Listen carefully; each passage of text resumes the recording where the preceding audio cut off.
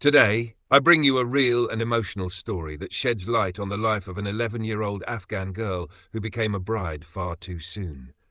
This is not just a story, it's a reality for many young girls in rural Afghanistan. Through her innocent eyes, we'll explore her joys, fears, and the cultural traditions that shaped her life. This story will touch your heart and open your mind to the struggles and resilience of young brides in our society. Stay with me as we journey through her powerful experience. Let's begin. The Memories of an 11-year-old Bride. Based on a true story. The day I became a bride, I had not yet reached puberty. Wearing a white polka dot dress and a green floral scarf made me feel unique. I felt proud and superior to everyone else. My father tied a traditional scarf around my waist and placed my hand in George's, crying as he did so. I was puzzled by his tears and couldn't help but laugh.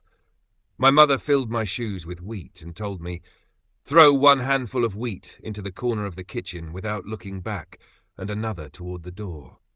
She also blessed me with prayers and tears. I was surprised by her crying too. Why were they sad? I was wearing a white dress scented with perfume, and my hands and feet were decorated with henna. Women and girls surrounded me with envy and curiosity. Music was playing from the speakers, and laughter filled the air. What was there to cry about?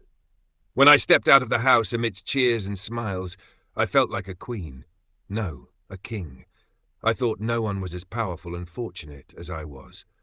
When I saw the car waiting for me, my joy doubled. I was the first girl in the village to ride in a car on her wedding day, and it was my first time ever sitting in one. I sat between George and his mother. As the car moved, my mind filled with countless fantasies.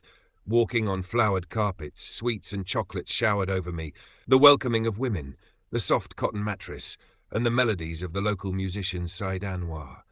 Everything was magical.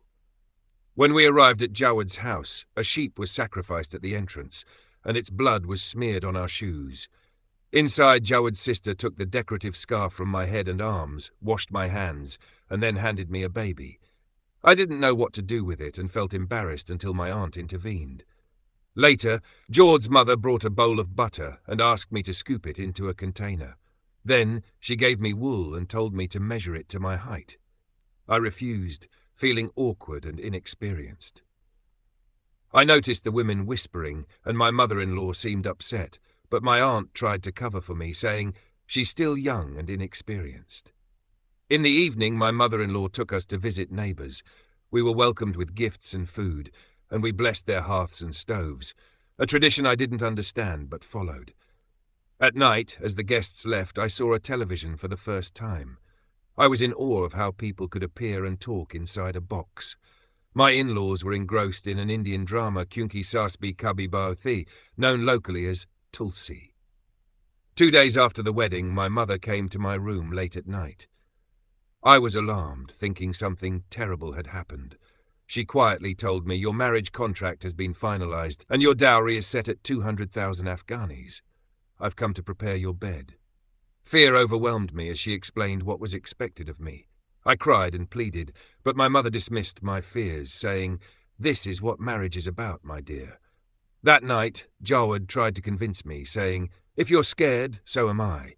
We're both inexperienced. We need to do this to save our families from shame." But I refused and spent the night crying by the window.